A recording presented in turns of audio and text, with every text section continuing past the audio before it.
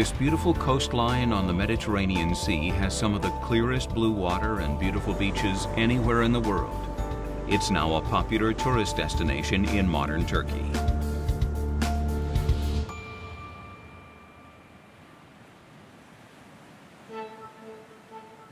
In this program, historian and expert on this region, Dr. Mark Wilson, leads us on a journey to discover the truth about the man we call Santa Claus. We're on a quest to follow the trail of one of the most important people in history. At times that trail is almost non-existent, but we're going to do our best to reconstruct the lifetimes and legacy of someone who is a household name all over the world today.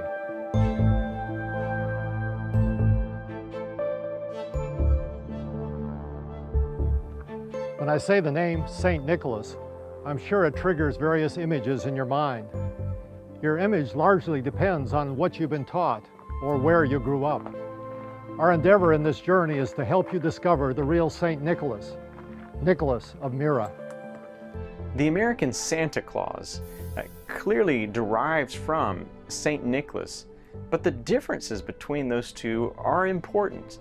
Nicholas, we should never forget, was a real historical person, whereas Santa Claus is the creation of family tradition and the holiday spirit. Our journey begins in Patara, one of my favorite ancient cities in Turkey. Patara was the primary port of the Roman province of Lycia. Today its harbor is silted and a beach blocks its entrance. But in the first century, the Apostle Paul landed here on his third missionary journey. And that's very important to our story, which I'll explain later. The region of Lycia was in southwestern Asia Minor. Patara was once the capital of the Lycian nation, but fell to Alexander the Great in 333 BC. Then, in 167 BC, Lycia came under Roman rule. Ports in this region of ancient Lycia were major trade routes for the Greeks and Romans.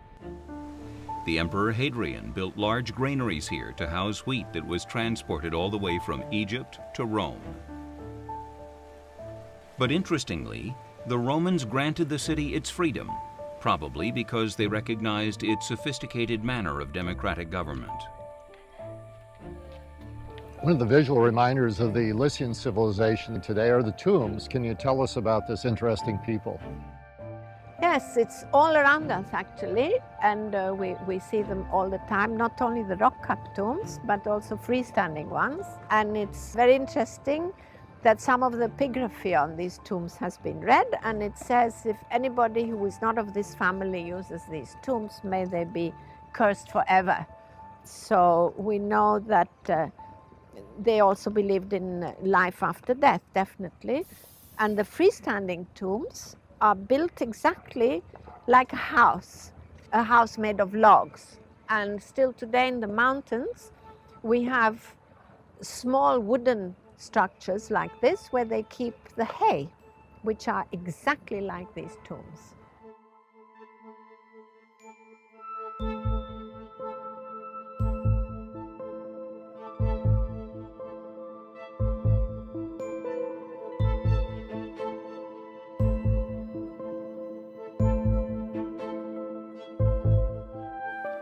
These are the remains of the lighthouse of Patara, built by the Emperor Nero. Until recently, it was buried in the sand, but as you can see, it's now been completely excavated. Archaeologists believe that its height was 100 feet tall and that it was built in AD 64, a few years after the Apostle Paul landed here. Today, it serves as an iconic reminder of the importance of this forgotten city.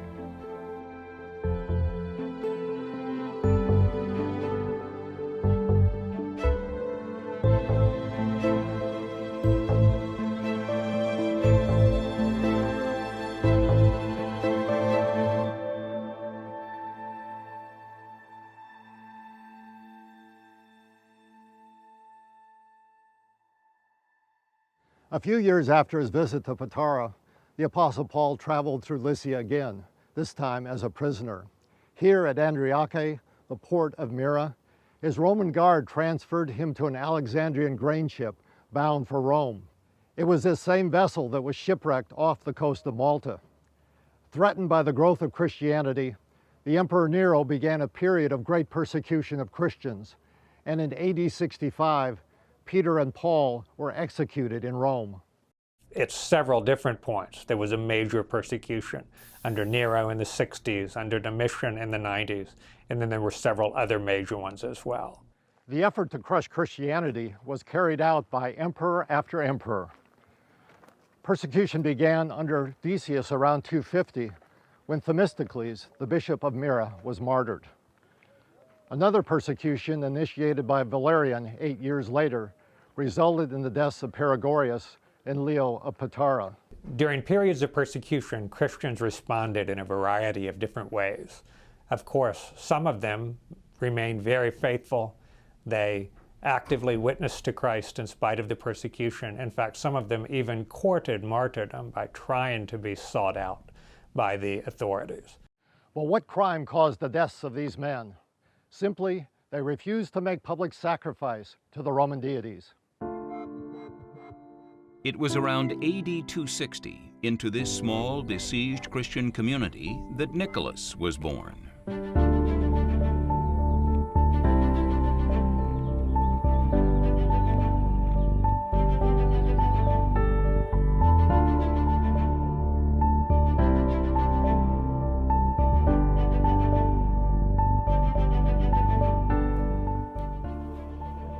Nicholas was born in Patara in the mid-3rd century. However, the exact date and year of his birth are not known. But he certainly was born into a vibrant Greek community. In fact, his name in the Greek language has a profound meaning: victory of the people. Ahead, we'll see just how Nicholas lived up to that name.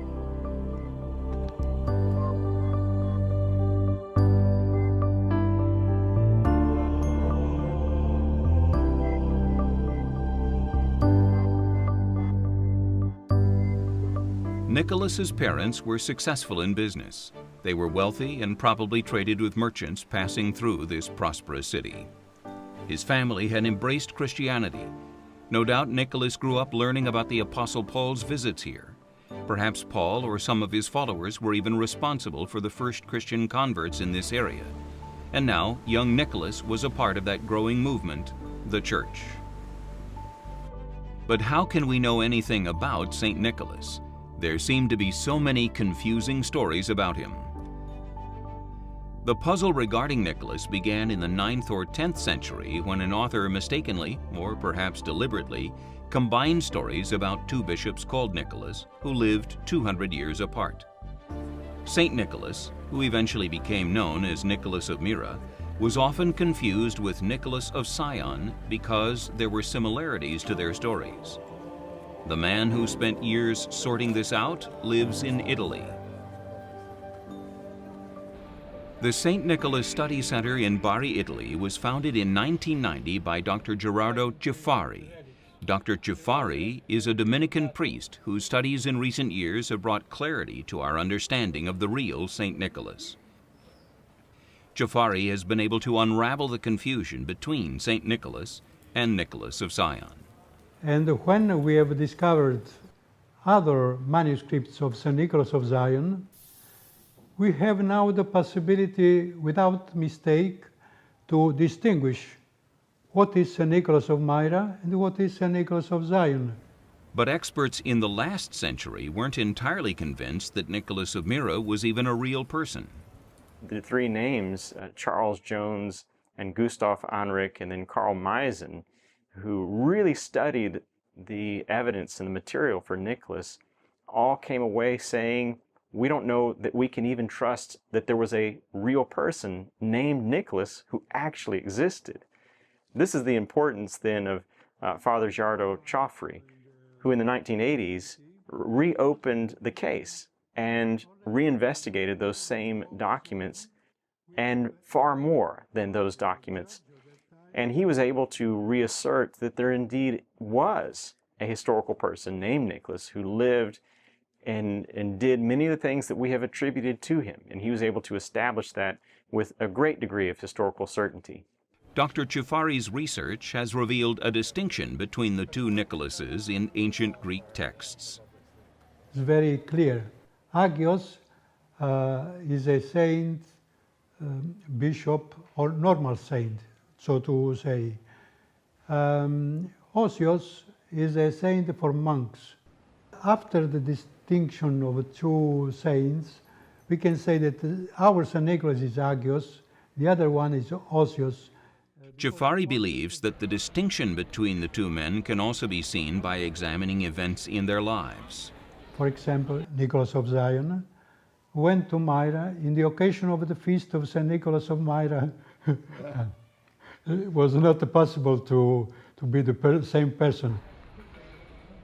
Now we have St. Nicholas of Myra, a real concrete person interested in a very real question of human life. The other one, St. Nicholas of Zion, was a monk. Carol Myers has dedicated years to the study of Nicholas, and she's responsible for creating one of the best public resources about him. It's a website, stnicholascenter.org. St. Nicholas stories and legends have grown up around a real man. And over time, those stories have enlarged and shifted, but they're rooted in the character of the man. And if it hadn't been that there was something so extraordinary about this person, there never would have developed the interest, the devotion, and the spread of his fame and legends and stories. But nothing appears to have been written about Nicholas during his lifetime. Experts can only guess why. It may be because he escaped the Roman executioner and died a natural death that so little fanfare was made about him. But it's more likely that documents were destroyed during the iconoclastic period in the 9th century or during the Crusades. All we know is that very few documents have ever been found. So we have to be sincere. We don't know very much about St. Nicholas. We know very much but in the history, but not about the man, Nicholas, very little. But this very little is sure. Dr. Jafari's research has formed a more accurate picture of Nicholas's life. For example, in Russia, it's very difficult. After my conferences in Moscow and Kiev, they've started to write new lives, taking away Nicholas of Zion. But it's not easy because iconography, even here in the ceiling of the church, there are many, many apocryphal Nicholas of Zion episodes. So there is a real existential problem between iconography that we have to take away all many of these episodes. Jafari says we need to look at all the evidence with a critical eye. While some details come from factual sources, other facts with historical value were handed down by oral tradition, and some writers obviously took great license and embellished the truth. In the life that we know now, we have to distinguish the true episodes of the Praxis Stratilatis and the other. These two are historically sure. The other historical sure only in their core, not in the details. So what do we know about the life of St. Nicholas? We've established that he was raised here in Patara by a Christian family. It's speculated that his parents died when he was young because of an epidemic or a plague. But we know for sure that his parents left him a considerable sum of money. The event that probably had the most to determine how Nicholas developed was the death of his parents when he was still young, whether he was in his late teens or early 20s.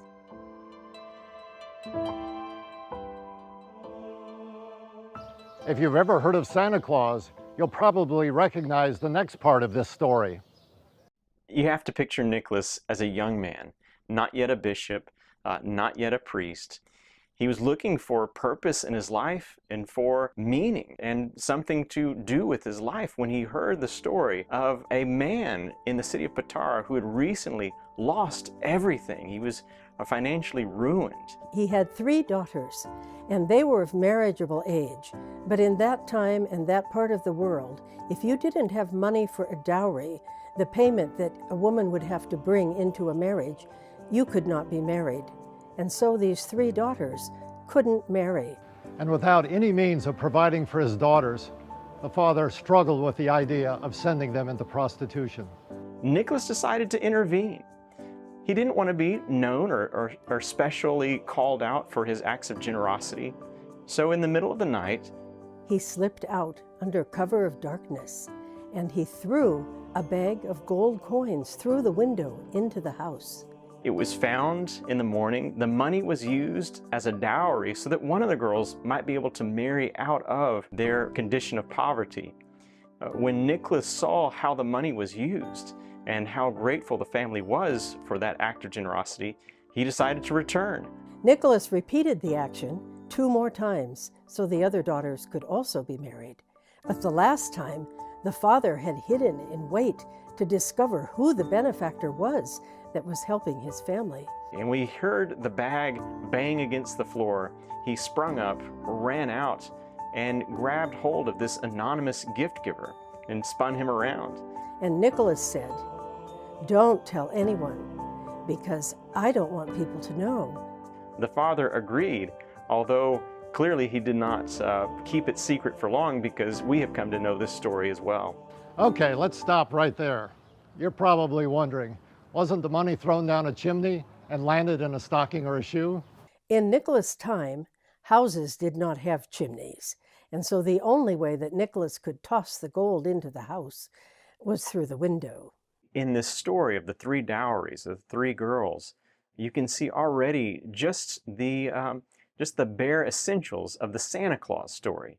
The idea of a nighttime anonymous gift giver and arriving and delivering gifts maybe through an open window. And in some later versions, Nicholas finds that the window is locked, and so he has to drop the bag of gold down the chimney, where it lands in a stocking that's hanging there by the fire to dry. So you can already see that there are little clues as to where the Santa Claus story comes from and where it will go. I think for that reason, this is one of the stories that has become the most popular St. Nicholas story that we have. Many artists through the centuries have depicted this famous story with Nicholas wearing clerical robes, but the event actually took place before he was a bishop. It's mistakes such as this that have added to the inaccuracies about him.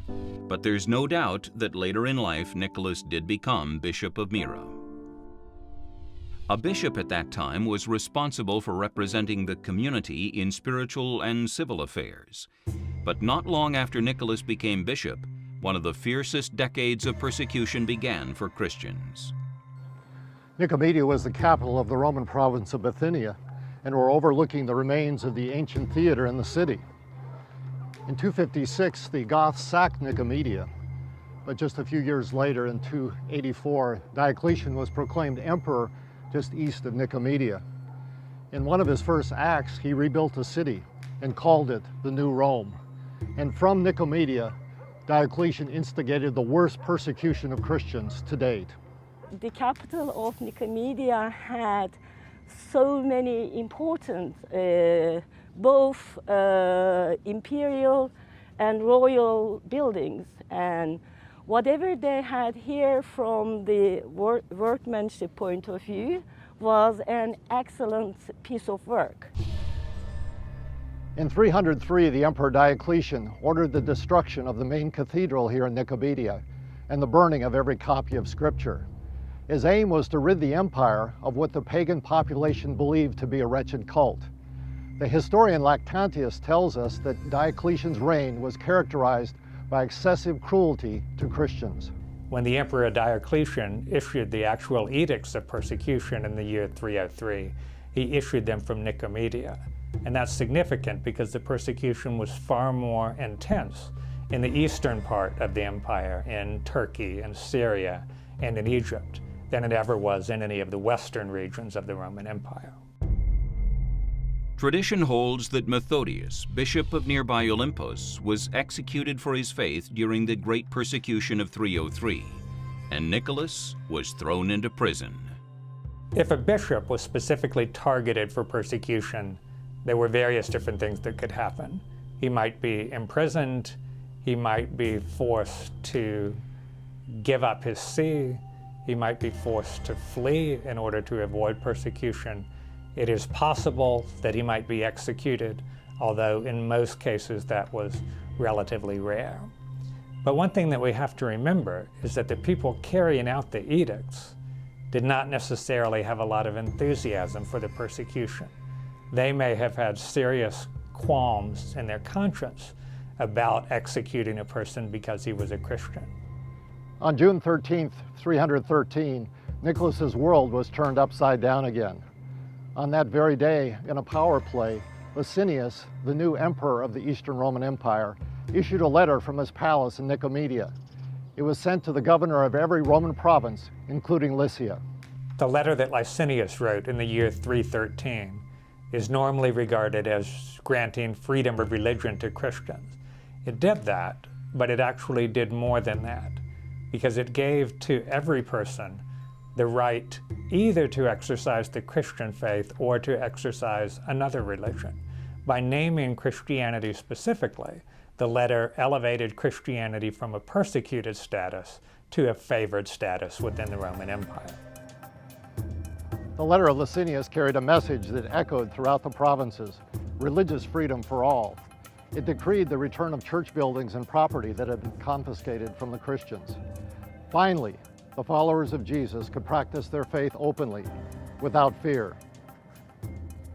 In one of the greatest ironies of history, a Roman emperor himself now became a Christian. And with Constantine's conversion, the future of Christianity changed. As a result of Constantine's conversion and the beginnings of the flow of Roman money to the Christian church, there was a dramatic transformation of Christian art within the Roman Empire.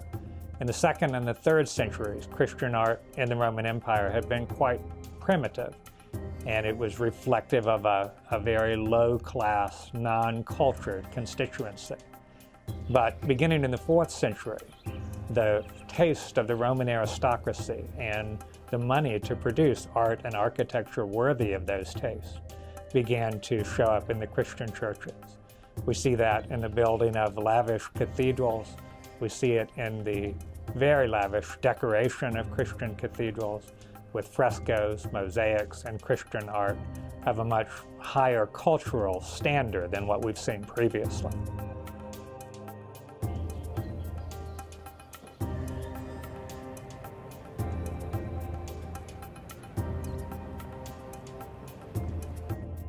Under Constantine, an era of church growth began, and the use of buildings for worship expanded quickly. Now, for the first time, Christian leaders had the luxury and the leisure to study and to write extensively. It's hard to write commentaries and theological treatises when you're running for your life from the authorities. But now that Christianity was protected, it led to a great golden age of Christian literature, and many would argue that the 4th and the 5th centuries were the greatest age of theological literature and scholarship in the entire history of the Christian church. In the midst of it all, bishops became men of influence. Nicholas embraced the opportunity and used his position to combat injustice. One such episode is told in part by Eustratius of Constantinople in AD 583. He tells the story of 3 innocent citizens of Myra who were condemned to death. The story of the 3 dowries is certainly the most well-known story today, but the oldest story about Nicholas is actually called the Praxis de Stratolates. It's the story of the military officers. It came into circulation in the early 500s. It's the first story known to the Latin-speaking audience. It's a story that appears on many murals and frescoes in churches, but it's a story not well known today at all. The Praxis de Stratolates, which in English means the practice of military officers, was written by an anonymous Greek author around AD 400. The Praxis tells the story of 3 army officers and their troops who had been sent by the Emperor Constantine to quell a revolt in Phrygia. During their journey, they harbored their ship in Andriaki, the port of Myra. When the officers were visiting Bishop Nicholas, news came that a riot had broken out because of stealing. In the chaos, 3 innocent civilians were accused and arrested, and the local governor ordered them to be put to death. When Nicholas heard this, he rushed to the scene, accompanied by the 3 army officers. They arrived just as the executioner was raising his sword. Fearlessly, Nicholas grabbed the sword from the executioner and threw it to the ground. Loosening the men from their chains, he set them free. What happened next gives us an insight into what kind of person Nicholas had become. In a word, courageous.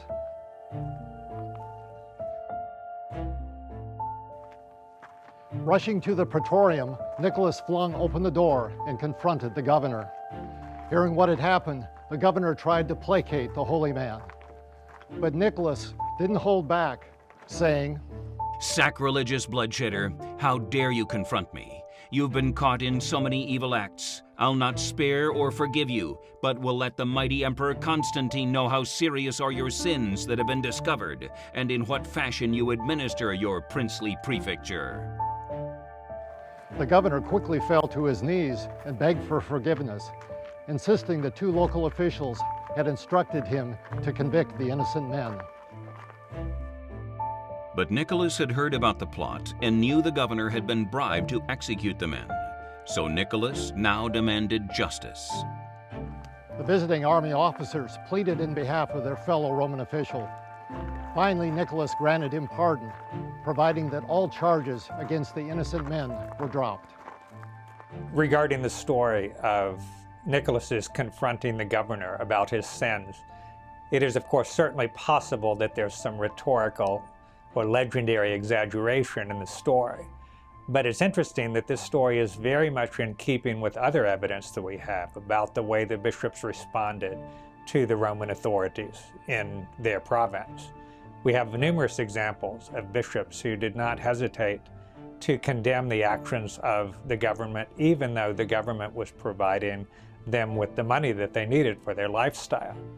Of course, not all of the bishops were bold enough to do this, but we have enough examples of bishops who did do this, that there's nothing inherently incredible about the story we have of Nicholas confronting the provincial governor. Ironically, months later, the same 3 army officers were falsely accused in a plot against the emperor. However, according to the author of the Praxis de Stratolatus, Nicholas appeared in dreams to both the accuser and Constantine, warning them of severe consequences if the officers weren't released. You can imagine that this was received by the Emperor Constantine with either great fury or fear. He had the officers brought before him to explain the phenomenon. After describing what they had witnessed in Myra, the officers told Constantine that they had prayed to Nicholas for help. Hearing this, Constantine ordered the soldiers to return to Myra bearing gifts and to thank Nicholas for their release. According to Dr. Chafari, the detail in which the Praxis de Stratolatus is written makes it an invaluable historical document. We cannot write a real life of St. Nicholas because the only episode that I believe really historical rooted is the Praxis de Stratolatus. The Praxis de Stratolatus is the oldest fragment that tells us about Nicholas. And it was written about AD 400, and so that is really quite close to Nicholas' time. And it would have been part of a larger life of St. Nicholas.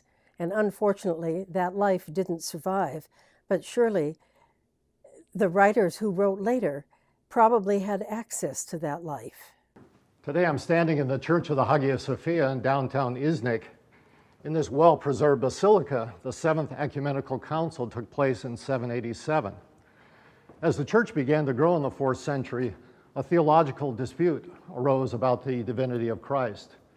There was a presbyter in Alexandria by the name of Arius who began to teach that Jesus was not an eternal being, and there was a time when Christ was not. The Son was therefore a created being and thus not equal to the Father. To settle this dispute, Constantine summoned all the bishops to his summer palace. When Constantine called the bishops together at the Council of Nicaea in 325, the decision ahead of them was crucial to the future of the Christian church because it had to do with the question of whether the church would worship a son who was unequal to the Father or fully equal to the Father, and therefore whether we would worship a trinity of equal persons or an unequal trinity. Through this gate, Nicholas would have entered the city of Nicaea, the modern city of Iznik in Turkey today. There's been much historical debate whether Nicholas actually attended this council. The problem is that on the lists that have 200 attendees, his name is not found on these. However, at least 6 lists of attendees do include the name of Nicholas. There are lists, but all the lists without his name are no more than 200 names. So historically, we know that there were more than 300. The omission of Nicholas's name from the shorter lists might have occurred because only the names of the bishops who arrived at the start of the council had their names recorded. But one thing is certain. Every list that includes the names of at least 300 bishops includes the name of Nicholas. And these lists are drawn from authoritative historical sources. Regarding the story that Nicholas slapped Darius during the debates at the Council of Nicaea, we don't know for sure whether that's true because we don't have any actual minutes from the council. But there's nothing inherently incredible about that. The debate at this council and the debates at other councils were often quite rancorous, and there are some quite reliable historical accounts of people being slapped or even beaten during the course of those debates. So it's not at all implausible that Nicholas might have done this. The Council of Nicaea took place here in 325 AD. Nicholas must have felt privileged to participate in the critical debate about such a fundamental doctrine of Christianity, the deity of Jesus. And he was privileged to sign the creed that is still being recited in the church around the world today. We believe in one God, the Father Almighty, maker of all things visible and invisible, and in one Lord Jesus Christ, the Son of God, begotten of the Father, the only begotten, that is, of the essence of the Father, God of God, light of light, very God of very God, begotten, not made, being of one substance with the Father, by whom all things were made, both in heaven and on earth, who for us men and for our salvation came down and was incarnate and was made man. He suffered, and the third day he rose again and ascended into heaven. From thence he shall come to judge the quick and the dead, and in the Holy Ghost.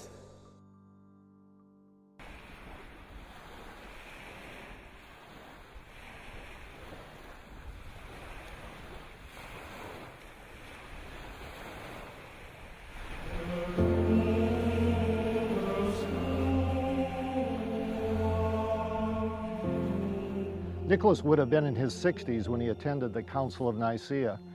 Tradition says that he was one of the oldest of the attendees. As a confessor, he could show the council participants the marks in his body received during the era of persecution. Confessors are people who, when faced with persecution or torture, do not renounce their faith. Nicholas was imprisoned in the time of Diocletian and did not renounce his faith, and so he is regarded as a confessor. Most people who were named saints in the years of the early church, it was because they were martyrs to their faith and had been killed. Nicholas was regarded as a saint because of the quality of his life rather than the way he died, and that makes him an exceptional saint coming out of that era. Not much remains today of Constantine's palace on Lake Iznik. The water level is much higher than it was in the 4th century. We have just a few stones remaining of the foundation of the palace. But recently, archaeologists have found the remains of a church underwater nearby.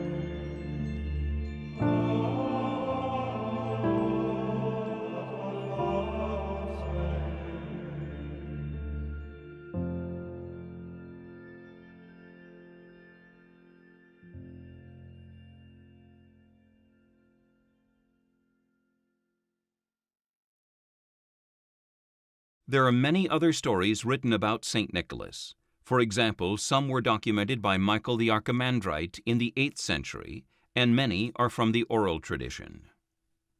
In one story, Nicholas travels 300 miles to appear before the Emperor Constantine and requests that the emperor lower taxes for his region, the region of Lycia. He somehow gets the emperor to agree to a ridiculously low tax rate and has the emperor put it in writing. As soon as Nicholas leaves the palace of the emperor, he rolls up this document that has been signed and sealed by the emperor, ties it with a string, and throws it into the sea.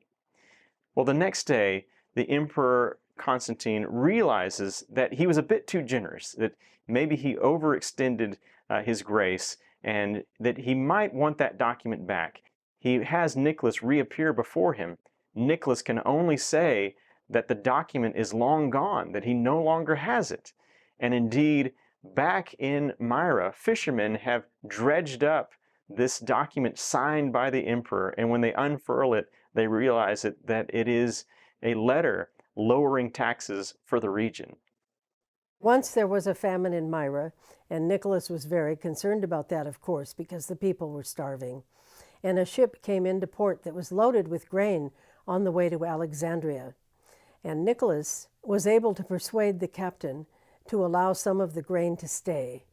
And that was unusual because the captain, of course, had to account for every bit of it when his ship got to Alexandria.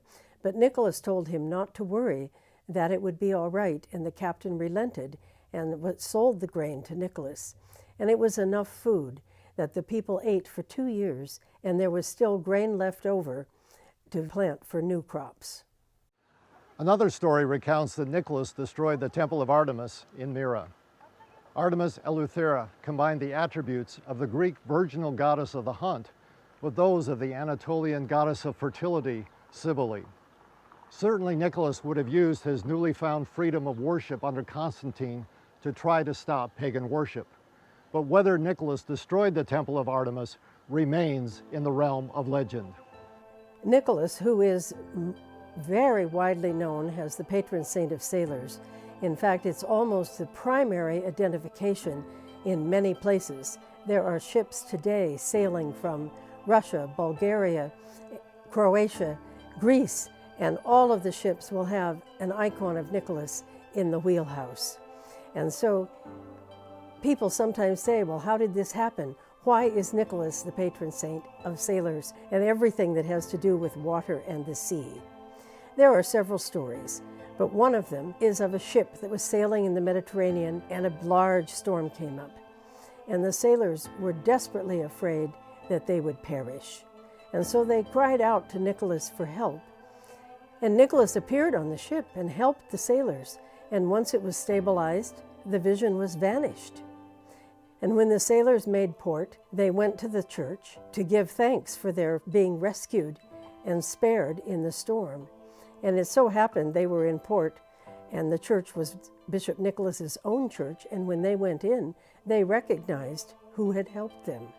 And so that is one of the stories that's a root of why he is so highly regarded by sailors around the world.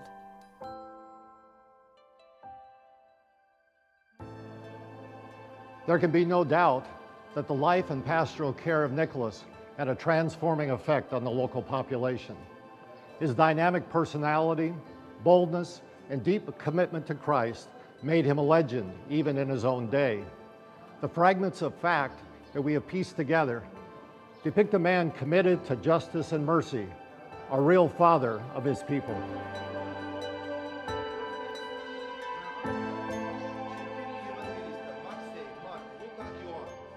Ancient sources confirm that Nicholas died here in Myra on December 6th. What none seem to agree on is the year when he died. The undeniable fact that a great man of God named Nicholas lived during Constantine's reign is supported by the use of his name after his death.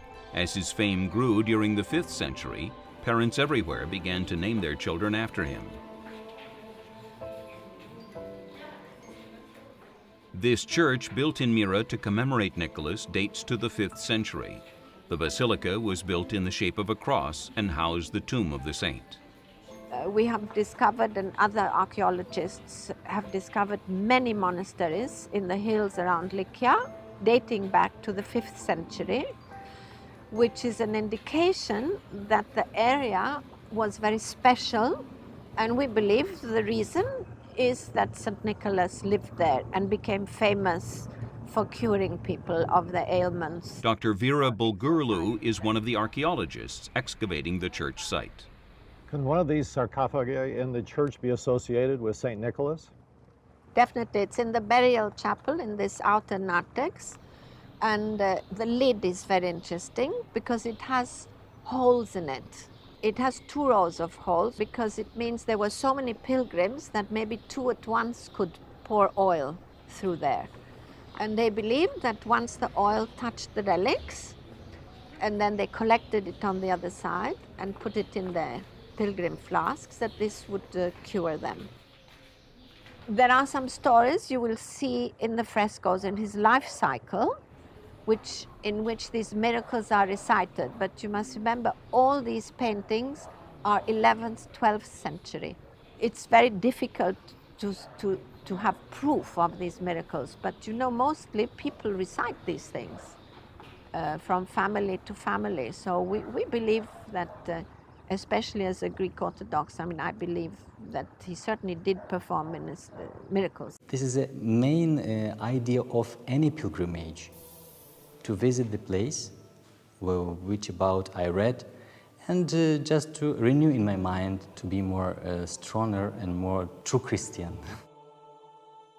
Today, the church has become a popular site for pilgrims from all over the world, especially for Russians. This statue of Nicholas here in the courtyard was donated by the Russian government in the year 2000. This is a central idea in church, to imitate Christ. And Apostle Paul writes to Christian, imitates me like I imitate Christ. This is the same in my life, also in other priests, to imitate St. Nicholas as he imitated Christ.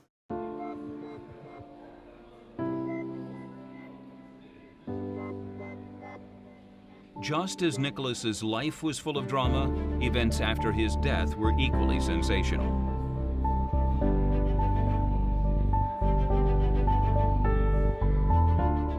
For centuries, his remains lay peacefully here in his tomb in Myra, but a mysterious liquid described as myrrh oozed from the marble sarcophagus. Some believe it seeped from the saint's bones. And it's this point that takes us back to Italy. You see, the city of Bari had a problem. During the Norman conquest, the city lost its role as the capital of the Byzantine province of southern Italy. At the time, cities that had the relics of saints not only received a spiritual blessing, but also became pilgrimage centers, which led to economic prosperity. Inspired by the Venetians with their Saint Mark and other Italian cities famous for their saints, the citizens of Bari proposed to find the relics of a saint for their city. And who better than Nicholas? It just so happened that Barian merchants frequently passed Myra when they brought goods back from the east. In 1087, Barian merchants moored in the port of Andriache and dispatched 47 men disguised as pilgrims to the Church of St. Nicholas. In one of the most famous smash and grab stories in history, the men broke the tomb open and grabbed Nicholas's bones. Legend has it that to everyone's surprise, the relics were virtually floating in the liquid myrrh. His remains were rushed to the ship, and the vessel set sail before the monks could sound the alarm. On May 9, 1087, the ship carrying Nicholas's bones sailed into the harbor here in Bari.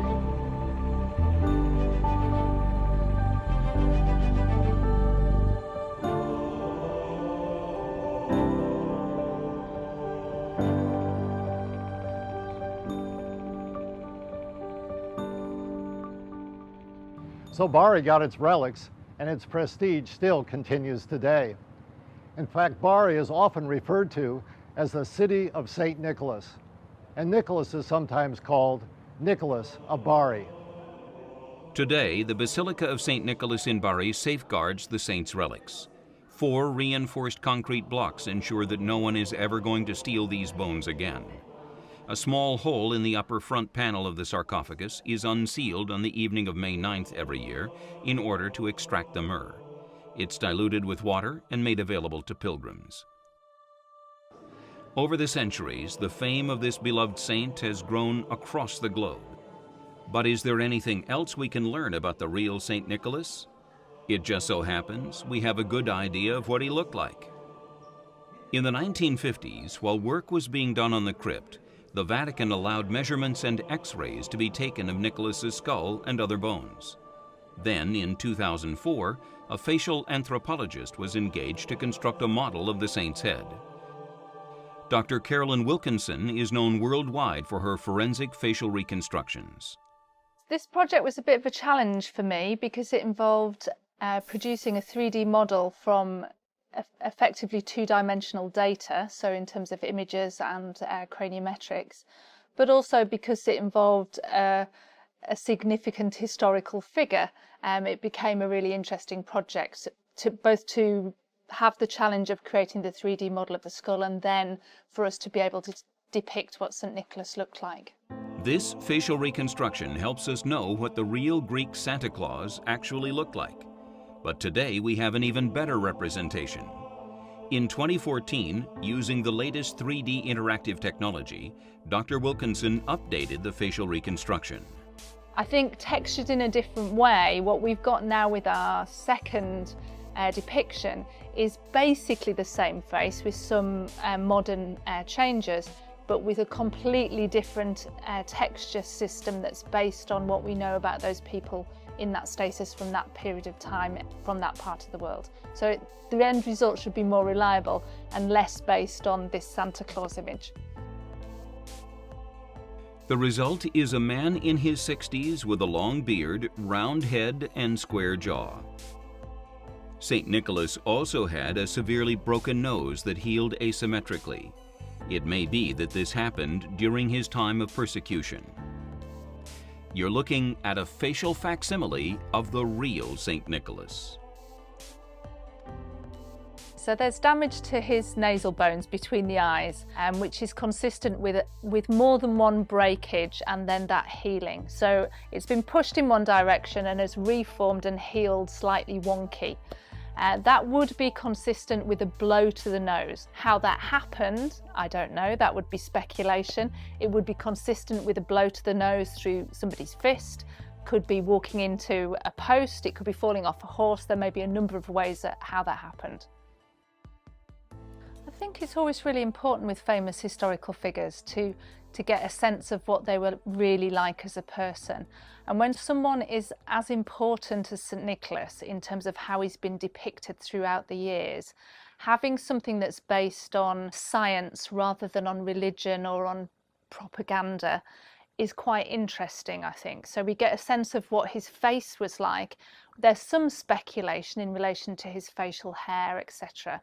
But what we're getting is a sense of the real person rather than the stories that are associated with St. Nicholas.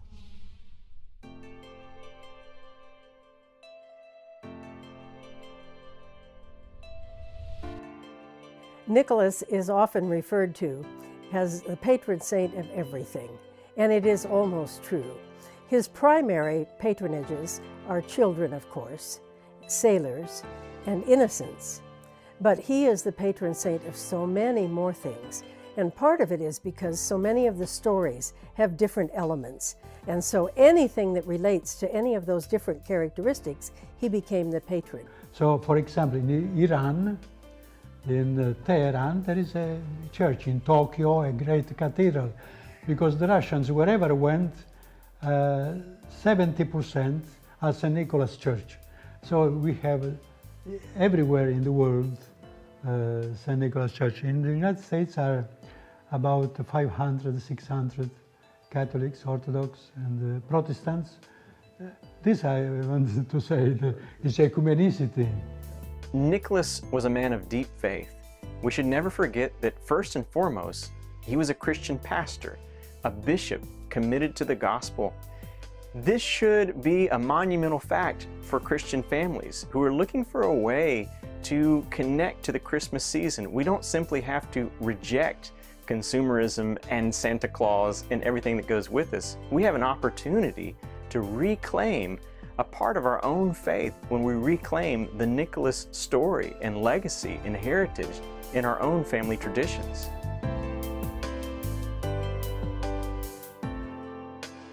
As children everywhere eagerly await the coming of that mythical man on Christmas Eve, the real St. Nicholas has left us a legacy to treasure far more than just colorfully wrapped presents. St. Nicholas has become associated with Christmas, and that's actually a good thing, because St. Nicholas helps to bring a focus to Jesus, who of course is the center of Christmas. St. Nicholas does this by pointing beyond himself and to encouraging people to understand that it really is more about giving than about getting. It's more about compassion than consumption. It's more about need than greed. St. Nicholas helps people to focus on what is really the center of Christmas, because everything St. Nicholas did grew out of his faith. The legacy of Nicholas is his generosity. We have to keep going back to the story of the three dowries. Nicholas had no reason to get involved. He didn't know these people, he didn't owe them anything, and yet he decided to act. That should inspire us to get outside of our comfort zone, in our familiarity, to find those people in our community who really need help. And especially during the Christmas season, it's an appropriate time to look for those opportunities. Nicholas is often viewed as a jolly, sentimental figure, but history tells us otherwise. He was a bold, decisive man of faith who confronted the issues of his day. If he were alive now, he would be concerned with today's issues: hunger, human incarceration, trafficking, slavery, the abolition of the death penalty, even tax abuse. Now that's something to tell your children.